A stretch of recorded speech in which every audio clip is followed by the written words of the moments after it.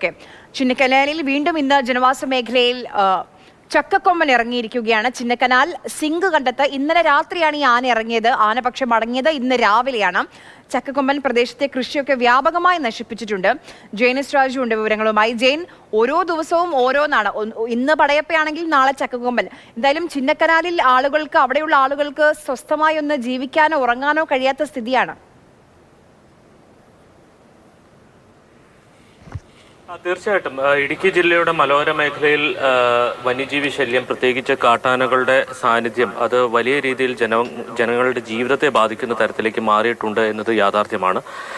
ആര്യ സൂചിപ്പിച്ചതുപോലെ ഓരോ ദിവസവും ഓരോ പ്രശ്നങ്ങൾ ഓരോ മേഖലയിൽ നിന്നുണ്ടാകുന്നുണ്ട്. ഏതെങ്കിലും രീതിയിൽ നാശനഷ്ടം ഉണ്ടാകുമ്പോൾ മാത്രമാണ് അതൊരു വാർത്തയായി നമ്മൾ റിപ്പോർട്ട് ചെയ്യുന്നത്. അനിഷ്ട സംഭവങ്ങൾ ഉണ്ടാകുമ്പോൾ മാത്രമേ റിപ്പോർട്ട് ചെയ്യുള്ളൂ. അല്ലെങ്കിൽ വന്യജീവികൾ പലപ്പോഴും ഈ ജനവാസ മേഖലയിൽ എപ്പോഴും തന്നെ ഉണ്ട് എന്ന് തന്നെ പറയേണ്ടി വരും. ഇന്നലെ രാത്രിയാണ് സിങ്ക് കണ്ടത്ത് ചക്കക്കൊമ്പൻ എത്തിയത്. കഴിഞ്ഞ കുറച്ച് നാളുകളായി കുറെ പ്രശ്നങ്ങൾ ഉണ്ടാക്കുന്ന ഒരു ആനയാണ്. പ്രത്യേകിച്ച് റേഷൻ കടകൾക്ക് നേരെ ആക്രമണം നടത്തുകയും മറ്റ് വാഹനങ്ങൾക്ക് നേരെയും ഒക്കെ ആക്രമണം നടത്തുന്ന ഒരു ആനയാണ്.